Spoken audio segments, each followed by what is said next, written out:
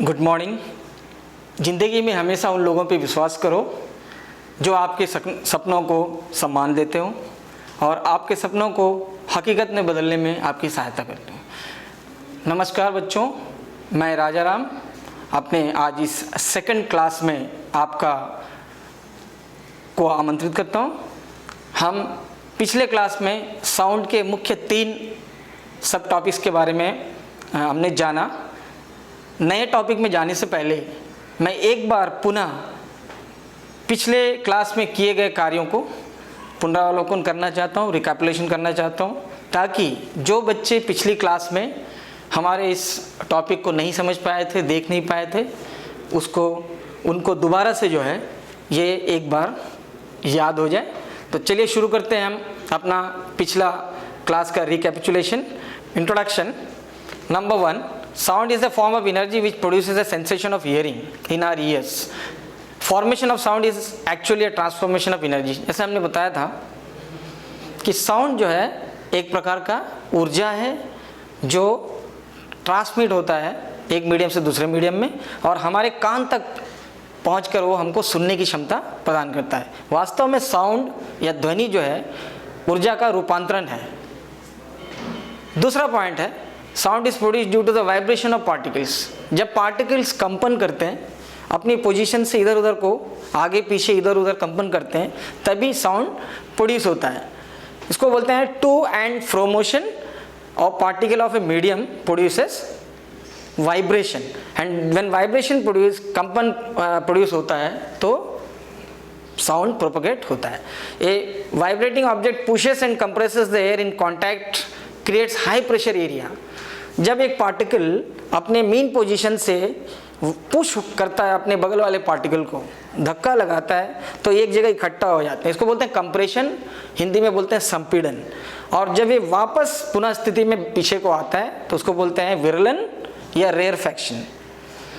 एक कंप्रेशन और एक रेयरफैक्शन मिल करके एक वाइब्रेशन को कंप्लीट करते हैं। तो एक कंपन के लिए ये दोनों चीज़ें होनी ज़रूरी है। और इस तरह से सक्सेसिव कंप्रेशंस और सक्सेसिव रेयरफैक्शन जब सोर्स ऑफ ओरिजिन से होता है और किसी मीडियम के द्वारा, ठोस द्रव और गैस के द्वारा जब ये डेस्टिनेशन तक पहुंचता है तभी हम उस आवाज़ को सुन पाते हैं। चौथा है, ये वाइब्रेटिंग ऑब्जेक्ट और ए साउंड नीड्स टू ये मटेरियल मीडियम। मैंने जैसा आपको पिछली क्लास में बताया था, जो बच्चे लास्ट क्लास में इसको देख नहीं पाए, सुन नहीं पाए, तो उनके लिए स्पेशली साउंड को हमेशा ट्रैवल करने के लिए एक मटेरियल मीडियम की ज़रूरत होती है। मटेरियल मीडियम का मतलब होता है ऐसा माध्यम जिसमें मैटर हो, द्रव्य हो, जैसे ठोस, द्रव या गैस। ये कभी भी वैक्यूम में, निर्वात में ट्रांसमिट नहीं होते या आगे नहीं चल सकते। इसीलिए साउंड वेव्स को हम मैकेनिकल वेव्स भी बोलते हैं या यांत्रिक तरंग भी बोलते हैं। साउंड हमेशा sound propagates faster in denser medium rather than lighter medium. Therefore the speed of sound in metal is always more than liquid and gases. Sound हमेशा ठोस माध्यम में ज़्यादा तेजी से गति करता है बनिस्पत तरल और गैस में। उसके बाद it is the energy of the sound that travels due to the vibration of particle and not the particle of the medium. इसकी और एक खासियत है साउंड की, साउंड में विक्षोभ ट्रांसफ़र होते हैं, एनर्जी ट्रांसफ़र होता है from one particle to another particle. Particle अपनी जगह पे वापस आ जाते हैं। एक पार्टिकल डिस्प्लेस होने के बाद थोड़ी देर के बाद वापस आ जाते हैं, पार्टिकल एक्सचेंज नहीं होते हैं। ये सबसे बड़ी खासियत है मटेरियल मीडियम की और इसी वजह से साउंड को हम वेव्स बोलते हैं। और लास्ट इंट्रोडक्शन अगर हम माने, लास्ट क्लास में जैसे हमने आपको बताया था, source of vibration of an object is normally the source of sound. जहाँ पे कोई ऑब्जेक्ट वाइब्रेट करता है, कंपन करता है, वही जो है साउंड का सोर्स होता है, यानी कि स्रोत होता है। इसका मतलब है कि साउंड हमेशा सोर्स ऑफ ओरिजिन से ही पॉइंट ऑफ डेस्टिनेशन तक ट्रैवल करता है। हिंदी मीडियम वाले बच्चों के लिए हिंदी में स्लाइड प्रेजेंट किया जा रहा, आप वही डेफिनेशंस को, इंट्रोडक्शन को हिंदी में नोट कर सकते। अब आते हैं दूसरा जो पॉइंट हमने लास्ट क्लास में डिस्कस किया था, वो था characteristics of A viable medium required for the propagation of sound. Sound को या ध्वनि को प्रोपगेट करने के लिए, संचरित होने के लिए मीडियम में कुछ खास बातें होनी जरूरी है। What are those points? First one, a medium must have elasticity so that its particle can vibrate freely and must have the tendency to return back to their original positions after the displacement। इसका मतलब जो medium में sound travel कर रहा है, चाहे solid हो, liquid हो या गैस हो, वो मीडियम में फ्लेक्सिबिलिटी होना चाहिए, लचीलापन होना चाहिए, ताकि उसके अंदर जो पार्टिकल हैं वो फ्रीली डोल सके, मूवमेंट कर सके। अदरवाइज वो मीडियम साउंड प्रोपगेशन के लिए सही नहीं माना जाएगा। दूसरा पॉइंट, सेकंड पॉइंट, ये मीडियम मस्ट हैव इनर्शिया। आपको बताया था पिछली बार मैंने, इनर्शिया मीन्स जड़त्व। जड़त्व एक ऐसी प्रवृत्ति है पदार्थों की जो उसके द्रव्यमान और गुरुत्वाकर्षण के कारण होता है, यानी कि वो एनर्जी को पकड़ के रख सकता है। अगर पार्टिकल के पास इनर्शिया नहीं है तो वो मूवमेंट नहीं करेगा, और करेगा भी तो वापस अपनी पोजीशन पे नहीं आ सकता। इसलिए मीडियम में इनर्शिया होना जरूरी है ताकि उसके पार्टिकल्स वापस वाइब्रेशन कंप्लीट करके मीन पोजीशन पे या सेंटर पॉइंट पे या पुनः स्थिति में आ सकें। तीसरा है फ्रिक्शनल रेजिस्टेंस। फ्रिक्शनल रेजिस्टेंस का मतलब होता है, आपने देखा होगा जब भी चीज़ें एक दूसरे से टकराती हैं तो अवरोध पैदा होता है, या जब कोई भी वस्तु एक माध्यम में गति करता है, मूवमेंट करता है, तो वो अगल बगल की चीज़ों से रगड़ खाता है, जिसको अवरोध बोलते हैं, रेजिस्टेंस बोलते हैं, और उसके वजह से उसके गति में, उसके स्पीड में, उसके वेलोसिटी को डिस्टर्ब होता है और वो तेज़ी से आगे नहीं बढ़ सकता। जो मीडियम फ्रिक्शनल रेजिस्टेंस को कम करता हो या उसमें फ्रिक्शनल रेजिस्टेंस नहीं के बराबर हो, ऐसे मीडियम को ही हम बेस्ट मानते हैं साउंड प्रोपगेशन के लिए। तो ये 3 पॉइंट्स आप याद रखिएगा। पहला पॉइंट था flexibility, elasticity of the medium, दूसरा था इनर्शिया ऑफ द मीडियम, तीसरा frictional resistance should be less in a medium to propagate sound. इसके बाद पिछली क्लास में हमने तीसरा पॉइंट डिस्कस किया था, टाइप्स ऑफ वेव्स। तरंग कितने प्रकार के होते हैं? ध्वनि तरंग स्पेशली 2 प्रकार के होते हैं। Sound waves since it is a mechanical wave, क्योंकि एक यांत्रिक तरंग है, ये 2 प्रकार के होते हैं, और इसमें पहला है अनुप्रस्थ तरंग, दूसरा है अनुदैर्ध्य तरंग, यानी कि transfer waves and longitudinal waves. Transfer waves ऐसे वेव्स होते हैं जिसमें मीडियम का particle up and down vibrate करता है अलॉन्ग विद द एक्सिस या परपेंडिकुलर टू द एक्सिस, यानी कि उस दिशा में ही ये वाइब्रेट करता हुआ एनर्जी को आगे बढ़ाता है जिस दिशा में इसको जाना होता है। और ज़्यादातर इस तरह के तरंगे ठोस पदार्थ में और तरल पदार्थ में देखने को मिलता है। पानी की सतहों पे जो रिपल्स बनते हैं आप देखेंगे, इसमें जो मोशन होता है इस तरह का होता है। Transfer waves, number 1, transfer waves are the waves when the particles of the medium vibrates up and down in a direction perpendicular to the direction of the propagation of the wave, यानी कि wave के चलने के direction में ही लंबवत जब ये waves particles up and down vibrate करते हैं तो उससे जो साउंड एनर्जी प्रभावित होता है या फ्लो होता है उसको बोलते हैं ट्रांसफर वेव्स। ये ज़्यादातर वाटर के सरफेसेस पे, वाटर में और सॉलिड्स में इस तरह के वेव्स पाए जाते हैं, और इसको यूज़ किया जाता है। जब हम एप्लीकेशन आपको पढ़ाएंगे उस समय बताएंगे कि इसका यूजेस कहाँ कहाँ है। सेकंड है लॉन्गिट्यूडनल वेव। लॉन्गिट्यूडनल वेव अपने पोजीशन के, मेन पोजीशन के टू एंड फ्रो वाइब्रेट करता है, और जिसके वजह से ये एनर्जी को ट्रांसफ़र करता है अगले पार्टिकल तक। और ये ज़्यादातर इस तरह के वेव्स गैसियस मीडियम में देखे जाते हैं, एयर में, जैसा रेडियो ट्रांसमिशन है, टीवी ट्रांसमिशन है, और दूसरे ट्रांसमिशन जो एयर के द्वारा होते हैं, ऐसे ट्रांसमिशंस लॉन्गिट्यूडनल वेव के एग्जाम्पल्स होते हैं। मैंने आपको पहले बताया था एक कंप्रेशन और एक रेयरफैक्शन मिलके एक वेव कॉन्स्टिट्यूट करते हैं, और ये है लॉन्गिट्यूडनल वेव। तो इस प्रकार बच्चों पिछली क्लास में हमने जो 3 मेन टॉपिक पे डिस्कस किया था, सब टॉपिक पे, उसको हमने जल्दी से रिकैप किया है। बच्चों हम चलते हैं अगले टॉपिक पे। अगला टॉपिक है कैरेक्टरिस्टिक्स या components of A sound wave. Sound wave जैसा हमने देखा इतना एक कॉम्प्लेक्स क्वांटिटी है। एक साउंड वेव को कंप्लीट होने के लिए कौन कौन सी चीज़ें हैं जो उसको कंप्लीट बनाती हैं। अगर हम मोटे तौर पे देखें तो साउंड वेव में कुल 8 कंपोनेंट होते हैं, 8 कंपोनेंट्स। और इसमें अगर इसको हम इसके काम के हिसाब से अगर बांटें तो 5 कंपोनेंट क्वांटिटेटिव हैं, यानी कि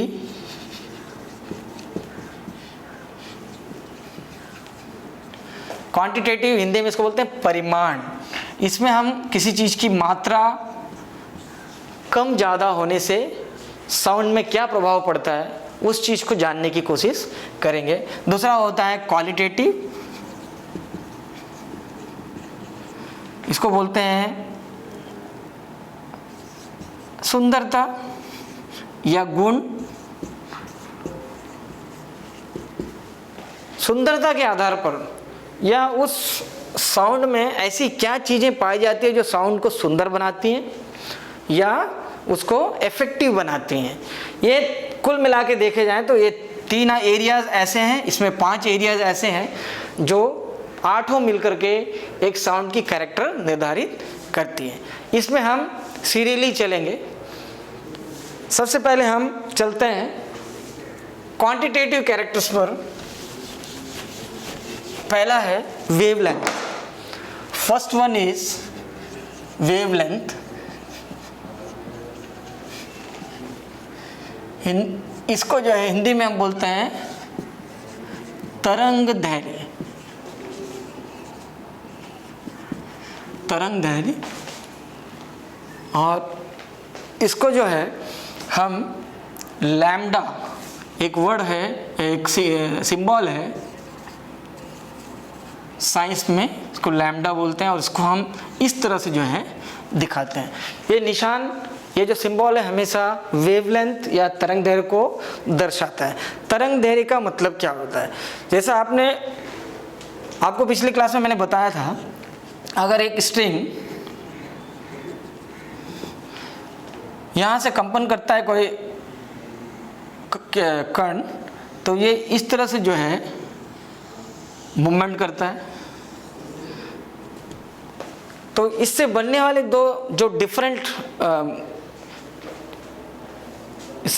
जो डिफरेंट आयाम है या एम्पलीट्यूड आप देखेंगे, इसको हम बोलते हैं क्रेस्ट, इसको बोलते हैं ट्रफ,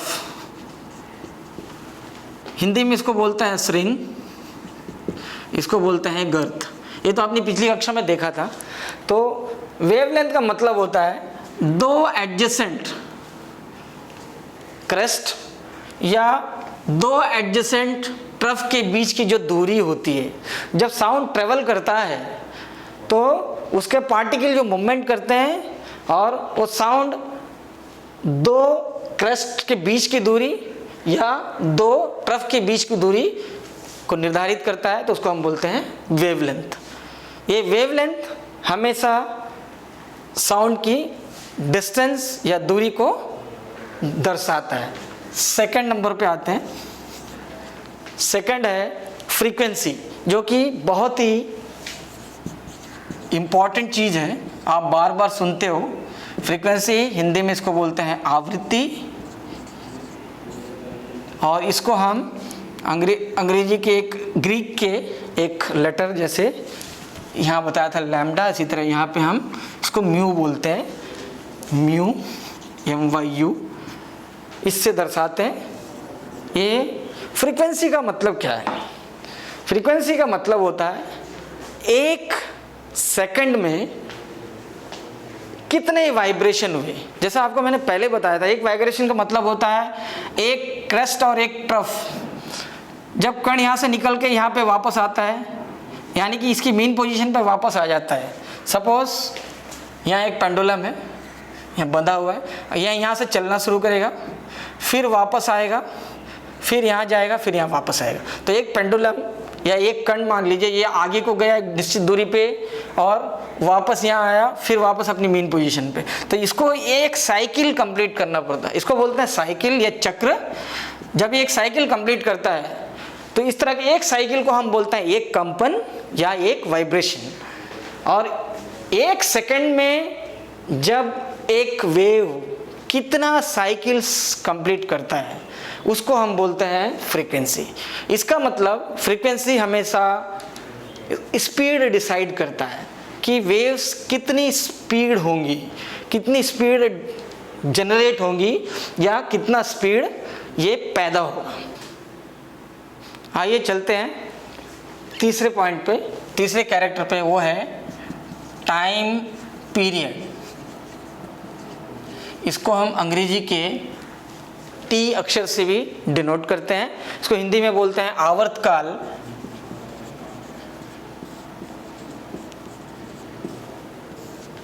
ये एक सेकंड में किसी वस्तु द्वारा किए गए वाइब्रेशन को हम निर्धारित करता है।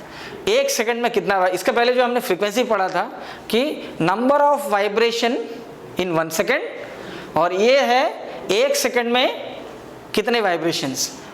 ये दोनों में ये रिलेशन एक दूसरे का, तो ये वाइब्रेशन की समय को दर्शाता है और फ्रीक्वेंसी एक दिए गए समय में, इकाई समय में किए गए वाइब्रेशन को दर्शाता है।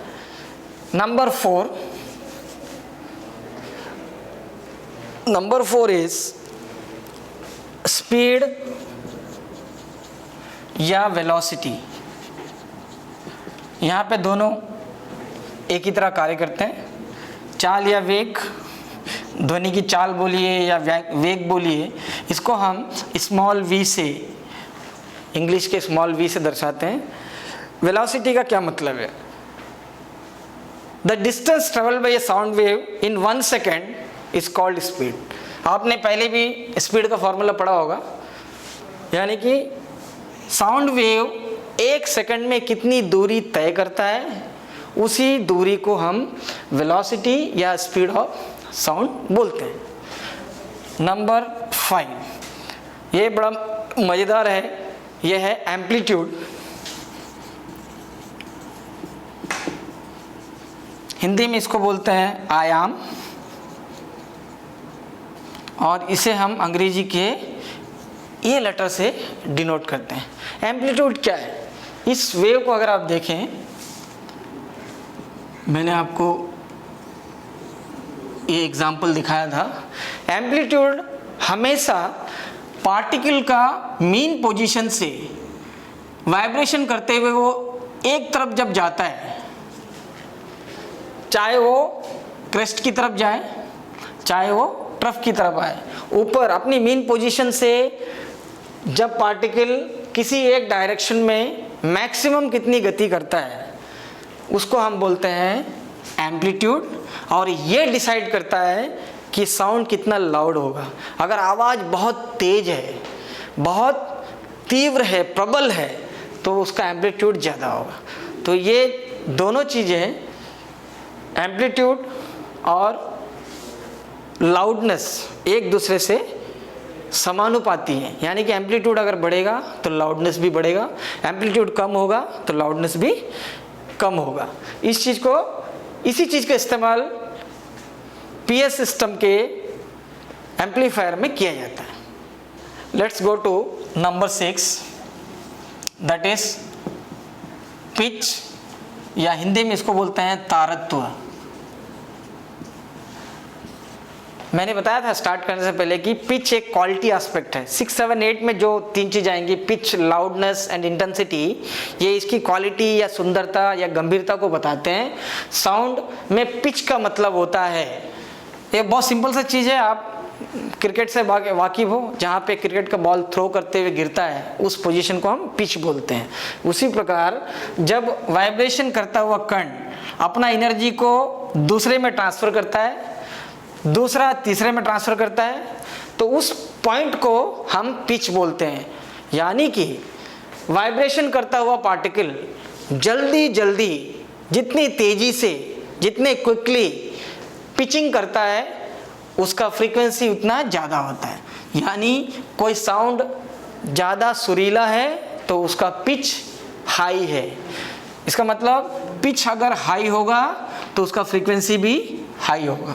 तो फ्रीक्वेंसी को निर्धारित करने वाला होता है पिच, और फ्रीक्वेंसी और पिच एक दूसरे के पूरक हैं। एक्चुअली क्या है, पिच हमारा ब्रेन जब साउंड को रीड करता है, समझने की कोशिश करता है, तो उस इंटरप्रिटेशन को ही हम पिच बोलते हैं।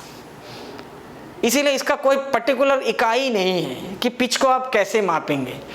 तो पिच से आप, जैसा एक गिटार का धुन और एक कार का हॉर्न, दोनों में फ़र्क है। आप सुनते ही आपको जो है पता चल जाएगा कि कौन सा सुरीला है और कौन सा भारी है। तो किसी आवाज़ में, साउंड में शार्पनेस लाने का काम है। एक वर्ड में लिखता हूँ यहाँ पे, शार्पनेस, तीखापन। आवाज़ कितना शार्प है, तीखा है, उसको जो है पिच डिसाइड करता है। इसीलिए इसको बोलते हैं ये क्वालिटी एस्पेक्ट है। उसके बाद 7वें नंबर पे आते हैं, 7वें नंबर पे आते हैं लाउडनेस, या हिंदी में इसको बोलते हैं प्रबलता।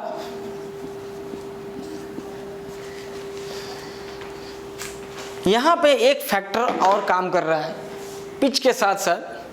पिच में मैंने जैसे आपको बताया था शार्पनेस, यहाँ पे शार्पनेस के साथ एक और चीज़ काम कर रहा है, वो है भारीपन। यानी कि यहाँ पे आपके कान की सुनने की क्षमता डिसाइड करती है कि आवाज़ कितना लाउड है। आवाज़ कितना भी लाउड हो सकता है, कितना भी प्रबल हो सकता है, अगर आपका कान उसके लिए ससेप्टिबल है, उसको सुनने की क्षमता रखता है, तो वो डिसाइडेबल है। तो कान का कैपेसिटी हमारा डिसाइड करता है कि आवाज़ जो आ रहा है, जो ध्वनि निकला है, वो कितना प्रबल है और लाउड है। तो ये भी क्वालिटी फैक्टर के अंतर्गत आता है। Last one is intensity. ये होता है तीव्रता। हिंदी में अगर हम बोलेंगे तीव्रता, कितना क्विक आता है। यहाँ पे एक एस्पेक्ट आता है क्विकली। देखिए थोड़ा थोड़ा फर्क है पिच में, लाउडनेस में और इंटेंसिटी में। ये तीनों ही साउंड को सुंदर बनाते हैं, साउंड की क्वालिटी को क्रिएटिविटी प्रदान करते हैं। पिच मैंने कहा, जितनी तेजी से पिच, जितना पिच ज़्यादा होगा, फ्रीक्वेंसी उतना ज़्यादा होगा, उतना आवाज़ जल्दी जल्दी निकलेगा। लाउडनेस, आवाज़ जो कान सुन सकता है, समझ सकता है, वो तय करता है कि आवाज़ कितना प्रबल है। इसको हम डेसिबल में मापते हैं, डीबी या डेसिबल। मैं आपको अब बताता हूँ। इंसान के सुनने की जो कैपेसिटी होती है, अगर वो 60 डेसिबल से ज़्यादा का सुनता है तो उसको परेशानी होती है। नॉर्मल जो बातचीत हम करते हैं वो 40 से 60 के बीच में होता है। इससे ज़्यादा का आवाज़ नॉइस पॉल्यूशन करता है या आपके कान के पर्दे फाड़ सकता है। जो एयरक्राफ्ट्स वगैरह आपके एयरपोर्ट से उतरते हैं या टेक ऑफ करते हैं, उस समय ये 50 डेसिबल तक का साउंड प्रोड्यूस करता है। तो आप सोचिए कितना डिस्टर्ब होते हैं हम। तो ये प्रबलता को डिसाइड करता है डेसिबल, और इंटेंसिटी को हम वाट्स पर मीटर स्क्वायर में मापते हैं। वाट्स, कितना वाट। इंटेंसिटी में एक खासियत है, ये जो है ध्वनि का सुरीलापन, या ध्वनि कितना हार्ड है, या ध्वनि कितना कर्कश है, या रात के अंधेरे में आप अपनी फ्रेंड के आवाज़ को, उसे बिना देखे आवाज़ से उसे पहचान लेते हैं कि ये मेरा फ्रेंड बोल रहा है, ये मेरी सिस्टर बोल रही है, या कोई लड़की का आवाज़ है, या कोई गाने का सॉन्ग है। तो ये सारी चीज़ें इंटेंसिटी डिसाइड करता है। तो ये सारी लाउडनेस है, इंटेंसिटी है, ये ऑलमोस्ट ब्रेन इंटरप्रिटेशन है। जो आवाज़ हमारे कानों तक पहुंचता है उसको चेक करके, एनालाइज करके ब्रेन बताता है कि इसमें कितना लाउडनेस है, कितना इंटेंसिटी है। तो कुल मिला के जो 8 पॉइंट हमने आपसे डिस्कस किए, जो मेन कैरेक्टर्स हैं किसी भी साउंड वेव को कंप्लीट होने के लिए, इसमें से अगर एक भी कंपोनेंट नहीं है, एक भी कंपोनेंट इसमें 8 में से अगर साउंड के साथ नहीं है तो वो साउंड कंप्लीट नहीं होता है, इनकम्प्लीट होता है।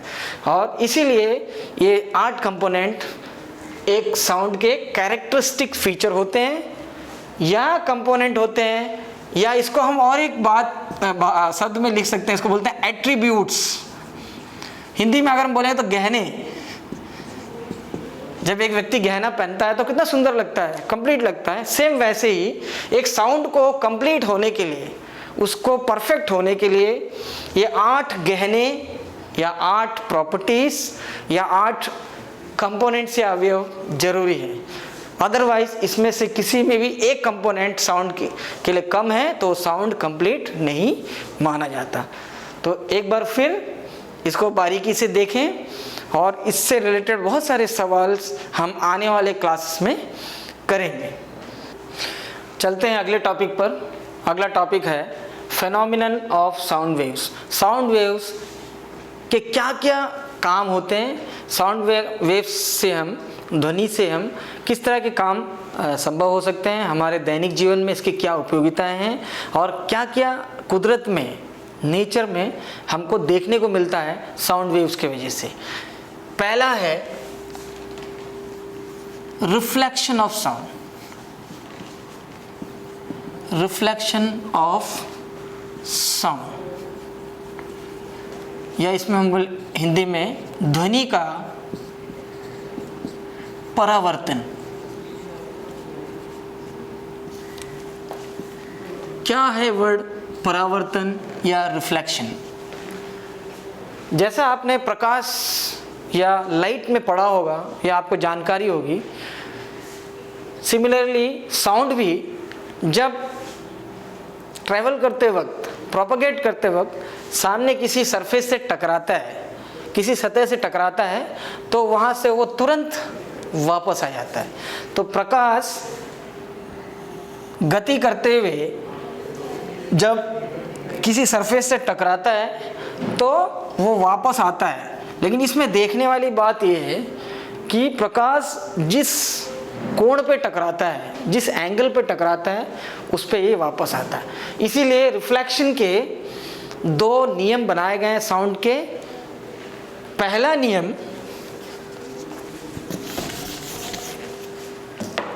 नियम angle of incident is angle equal to angle of reflection. इसका क्या मतलब है? जैसे अभी मैंने बताया, आप यहाँ पे कोई एक दीवार है, आप यहाँ पे एक घड़ी आपने रखी और इसमें टिक टिक चल रहा है। ये आवाज़ एक नली के द्वारा, आप एक ट्यूब के द्वारा इस आवाज़ को यहाँ तक छोड़ रहे हैं। तो आप देखेंगे ये बराबर, आप यहाँ कान लगा के अगर अपना सुनेंगे, यहाँ पे आप कान लगा के रखेंगे तो ये आवाज़ आपको एक उसी एंगल पे सुनाई देगी जिस एंगल पे ये इससे टकरा रहा है। अगर मान लीजिए इसको हम नॉर्मल मान ले 90 डिग्री, ये पूरा जो है सर्किल 180, हाफ सर्किल होता है 180 डिग्री का, आपने मैथ्स में पढ़ा है। तो यहाँ से इसको अगर हम नॉर्मल मानते हैं तो ये नॉर्मल एक 90 डिग्री का होगा। तो यहाँ से अगर कोई साउंड वेव इस सरफेस से टकराता है तो नेचुरली वो जिस एंगल पे टकराएगा उस एंगल पे ही वापस आएगा। यही है रिफ्लेक्शन ऑफ साउंड का पहला नियम। The angle of incident, incident यानी कि आपतित तरंग, हिंदी में बोलते हैं आपतित तरंग, जब किसी सतह से टकराता है तो वो उसी कोण में वापस आता है। ये है इसका पहला नियम। दूसरा नियम है the incident angle, the incident wave यानी कि आई और रिफ्लेक्टेड वेव आर और नॉर्मल, ये तीनों एक ही प्लेन में होंगे। यहाँ पे प्लेन का क्या मतलब है? अगर मैं आपको समझाने की कोशिश करूँ, प्लेन का मतलब होता है, अगर मान लीजिए यहाँ से ये मेरे पास डस्टर है और यहाँ से कोई साउंड वेव यहाँ टकराता है तो वो इसी डायरेक्शन में बाहर निकलेगा। ये प्लेन है, अलाइनमेंट है, इसको बोलते हैं प्लेन। ये वो प्लेन नहीं है, यहाँ से ये गिरने के बाद इस तरफ को नहीं आएगा या उस तरफ को नहीं जाएगा, ये उसी दिशा में ऊपर को वापस जाएगा। यानी कि इसका जो अलाइनमेंट होता है एक ही डायरेक्शन में होता है ऐसे, और नॉर्मल के साथ। तो आप देखेंगे यहाँ पे ये आई है, इंसिडेंट वेव है, ये नॉर्मल है और रिफ्लेक्टेड वेव। तो इसको ये जहाँ गिरा उसी दिशा में वापस आएगा। तो ये दो नियम मैं एक बार फिर बता दूँ। रिफ्लेक्शन ऑफ साउंड का मतलब होता है जब साउंड चलते हुए, प्रोपेगेट करते हुए किसी सरफेस से टकराता है तो वो वहाँ से लौट आता है, रिटर्न आता है। तो टकरा के वापस आने की जो प्रक्रिया है उसको बोलते हैं रिफ्लेक्शन या परावर्तन।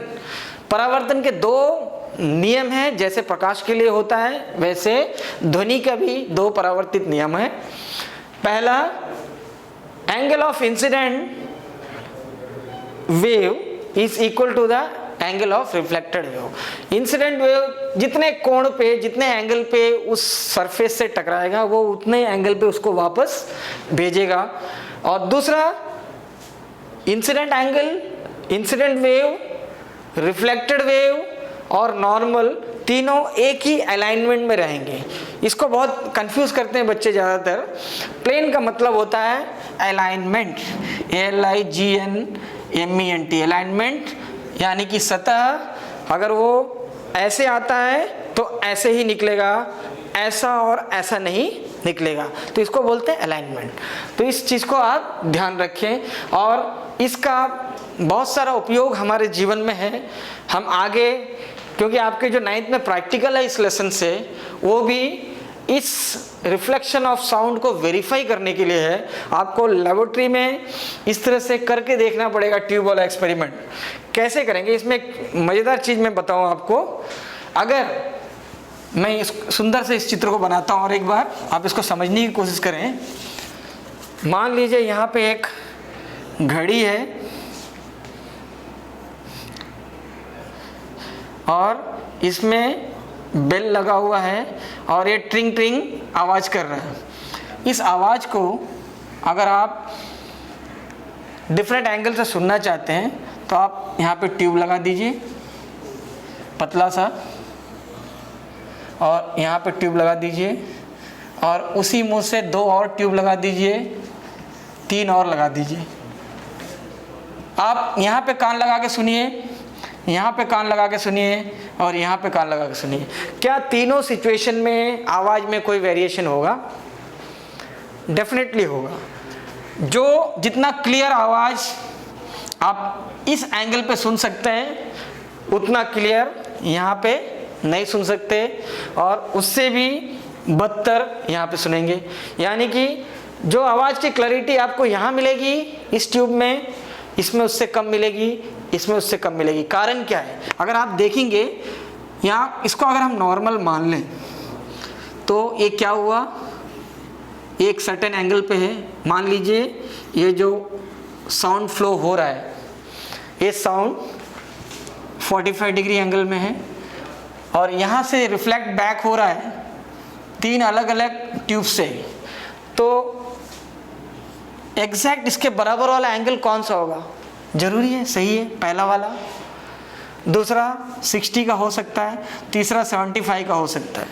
तो इस नियम के अनुसार ध्वनि का परावर्तन एंगल I एंगल R के बराबर होना चाहिए। यानी कि 45 डिग्री एंगल पे अगर एक साउंड वेव स्ट्राइक करता है तो वो 45 पे ही रिफ्लेक्ट करेगा और जो क्लियर होगा। अगर वो दूसरे किसी, ऐसा नहीं है कि यहाँ आपको सुनाई नहीं देगा, यहाँ भी आपको सुनाई देगा, यहाँ भी आपको सुनाई देगा, बट 100% यहाँ पे है तो ये यहाँ पे 50 हो सकता है, ये यहाँ से 30 हो सकता है। यानी कि आप पूरी बात, पूरी आवाज़ नहीं सुन पाएंगे। कहने का मतलब कंप्लीट रिफ्लेक्शन इक्वल एंगल पे ही होता है। तीसरा, normal, angle of incident, angle of reflection और नॉर्मल, ये तीनों एक ही प्लेन में होने चाहिए। अगर एक ही प्लेन में नहीं है तो क्या होगा? ये जो आवाज़ आप यहाँ सुन रहे हैं नहीं सुन पाएंगे, क्योंकि ये यहाँ से टकराने के बाद हो सकता उधर चले जाए, हो सकता इधर चले जाए, ये पॉसिबल नहीं है। तो दूसरा लॉ जस्टिफाई करता है कि angle of incident, angle of reflection और नॉर्मल हमेशा एक ही प्लेन में होते हैं, एक ही अलाइनमेंट में होते हैं, और तभी ये रिफ्लेक्शन संभव है, अदरवाइज रिफ्लेक्शन संभव नहीं है। तो इस तरह से रिफ्लेक्शन ऑफ साउंड के ये दो जो लॉ हैं ये जस्टिफाई हो गए। प्यारे बच्चों, इसी फिनोमिना ऑफ साउंड में हम आगे अगले क्लास में पढ़ेंगे एको, रिवर्बरेशंस और दूसरी बहुत सारी चीज़ें जो इससे जुड़ी हुई हैं। और तब तक के लिए घर में रहें, सुरक्षित रहें और खूब मन लगा के पढ़ें। धन्यवाद।